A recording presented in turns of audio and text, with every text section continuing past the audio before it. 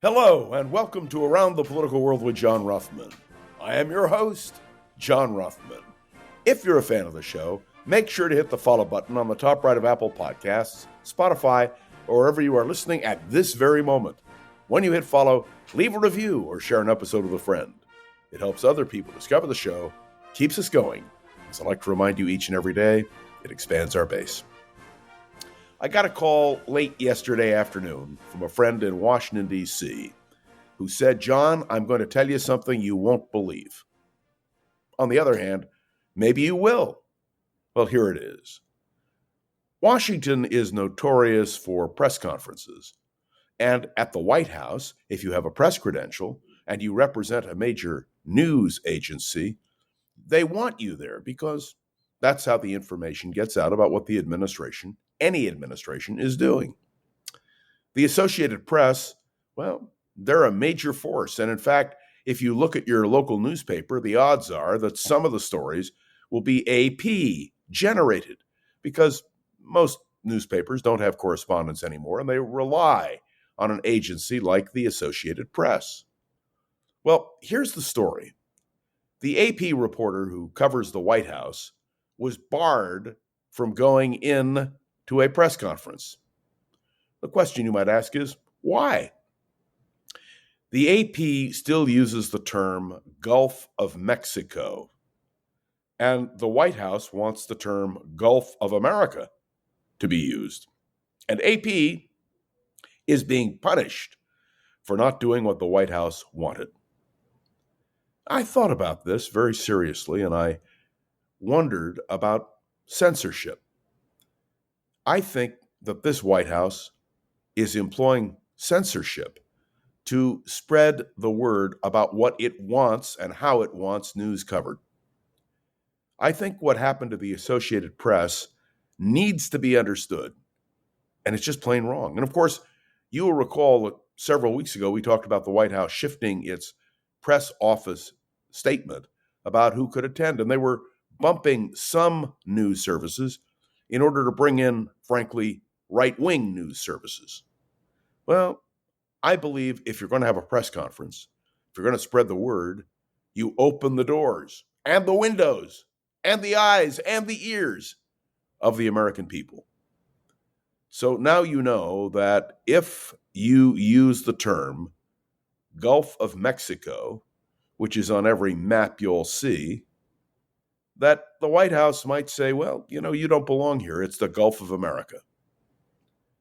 That's the opening blow, I think, to using a method to get the press to do what you want that I think is wrong.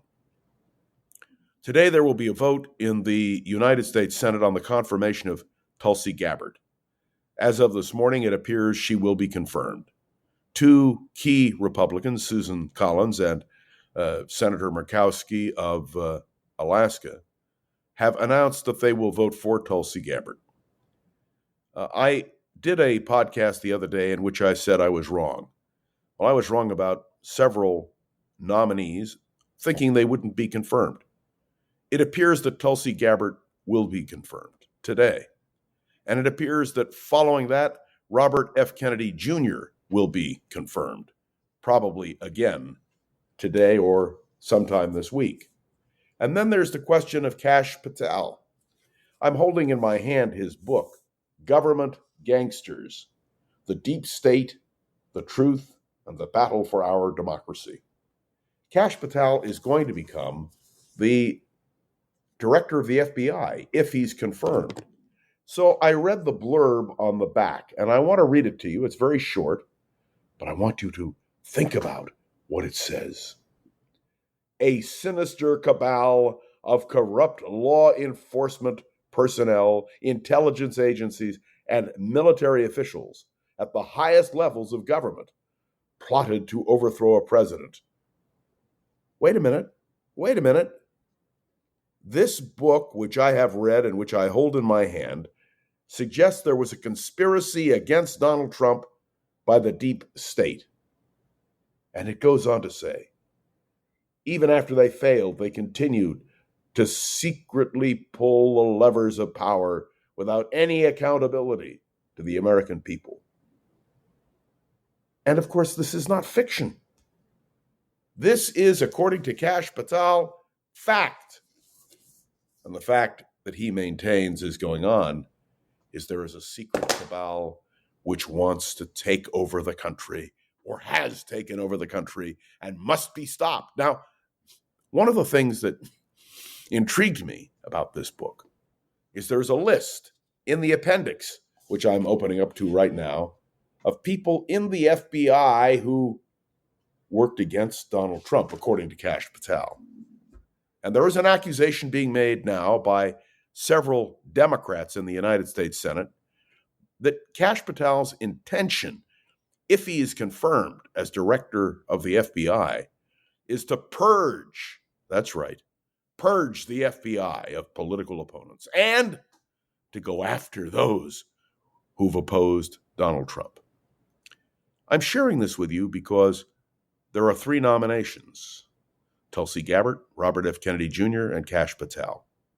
I've made the case against Tulsi Gabbard in the past, and I certainly have made the case against Robert Kennedy, and I've certainly made the case against Kash Patel. And yet, as of this morning, it looks as though all of these nominees will be confirmed by the United States Senate. Why? Because the Republicans are holding firm. The Republicans believe that they must confirm the nominees of Donald Trump. I talked recently with you about the idea of advise and consent, that it was the obligation of members of the Senate not to approve people who they felt were not qualified, the people who should not be in the jobs that they are being suggested for by the president. And it appears now that Donald Trump will have it all. All of his nominees are going to be confirmed, evidently. What does that mean? It isn't just Donald Trump who is responsible. The Republicans in the United States Senate now must also be held responsible. And that means that the Democrats and the American people and Republicans of conscience need to look carefully at what these cabinet officers are going to do. If, in fact, Robert F. Kennedy Jr. challenges the idea of vaccines, if, indeed, Tulsi Gabbard does what many people suspect, and that is to serve interests which, frankly, are not sympathetic to American policy, or if Kash Patel is confirmed and there is a purge of the FBI, it is not Donald Trump alone who is responsible, because all of these issues have been aired and discussed. The responsible agents will be the Republicans. Now, I began by talking about the Associated Press being excluded from the White House over the question of the Gulf of America issue. This is something everybody should consider. What kind of administration do we have in Washington? What are they doing? Oh, and I would be remiss if I didn't talk about Elon Musk speaking in the Oval Office with the president seated at his desk while Elon Musk stood and told us what he plans in terms of government efficiency and cost savings. By the way, there were no specifics, but there was an endorsement by Donald Trump, who did something I've never seen before, and that is to give an unelected official the opportunity to speak from the Oval Office. This is something all Americans should be concerned about. Certainly, I am, and I hope you are too. Thank you for tuning in to another episode of Around the Political World with John Rothman. Make sure to follow along and let me know your thoughts on the show by leaving a review on Apple Podcasts and sharing an episode with a friend or colleague so we can continue to grow and expand, which, of course, is our goal. You can interact with me on Facebook, on LinkedIn, and, of course, you can contact me on Facebook and through my email. Love to hear from you. Special thanks to Gogo Zoger. Gogo, no matter what you say, you're never going to be banned from this press room. You've got it. All right, Gogo Zoger, the wonderful producer of Around the Political World with John Rothman. We'll see you tomorrow.